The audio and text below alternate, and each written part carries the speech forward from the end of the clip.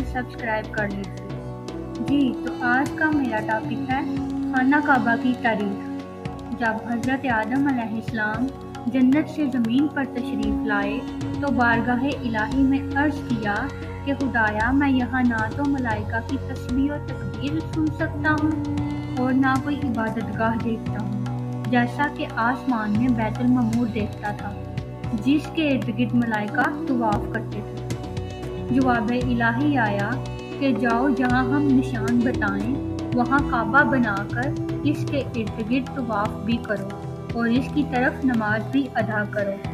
حضرت جبرائیل علیہ السلام ان کی رہبری کے لیے ان کے ساتھ چل پڑے اور انہیں وہاں لائے جہاں سے زمین بنی تھی، یعنی جس جگہ پر جاگ پیدا ہوا تھا، اور پھر وہی جاگ پھیل کر پوری زمین بنی۔ حضرت جبرائیل علیہ السلام نے اپنا پر مار کر 7ویں زمین تک بنیاد ڈالی تھی، جس کو ملائکہ نے 5 پہاڑوں کے پتھروں سے بڑھا تھا۔ وہ پتھر یہ ہیں: کوہ لبنان، کوہ طور، کوہ جودی اور ہیرا اور طور زیتا۔ یہ 5 پہاڑوں کے پتھروں سے اس کی بنیاد کو بھرا گیا۔ بنیاد بھر کر نشان کے لیے چاروں طرف کی دیواریں اٹھا دیں۔ اس طرف آدم علیہ السلام نماز پڑھتے رہے اور اس کا طواف بھی کرتے رہے۔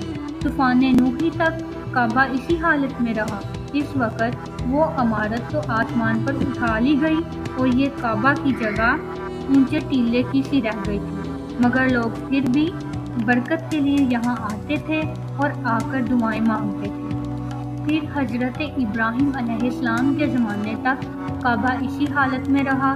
جب حضرت اسماعیل و ہاجرہ اس میدان میں آ کے ٹھہرے اور ان کی وجہ سے یہاں کچھ آبادی ہو گئی، تب حضرت ہاجرہ کے انتقال کے بعد حضرت ابراہیم علیہ السلام کو حکم ہوا کہ اسماعیل علیہ السلام کو ساتھ لے کر یہاں عمارت کعبہ بنائیں۔ اس کی نشانی اس طرح فرمائی گئی کہ ایک بادل کا ٹکڑا بھیجا گیا تاکہ اس کے سایہ سے کعبہ کی حد مقرر کر لی جائے۔ حضرت جبرائیل علیہ السلام نے اس سایہ کی مقدار کا خط کھینچا اور ابراہیم علیہ السلام نے اس خط پر زمین یہاں تک کھودی کہ بنیاد آدم نمودار ہو گئی اور اس بنیاد پر عمارت بنائی۔ اس کی بلندی 9 ہاتھ اور رکن اسود سے رکن شامی تک کی دیوار 33 ہاتھ اور رکن شامی سے رکن غربی تک کی دیوار 22 ہاتھ اور رکن غربی سے رکن یمانی تک 31 ہاتھ، رکن یمانی سے رکن اسود تک 20 ہاتھ کی دیوار کھینچی گئی، لہٰذا اس وقت یہ کعبہ مستطیل کی شکل تھا۔ حضرت ابراہیم علیہ السلام نے خانہ کعبہ کے اندر ایک تغار سا بنایا ہوا تھا جو مثل خزانہ کے تھا کہ کعبہ کے لیے جو بھی نذرانہ اور تحفے آئیں اس میں رکھے جائیں گے۔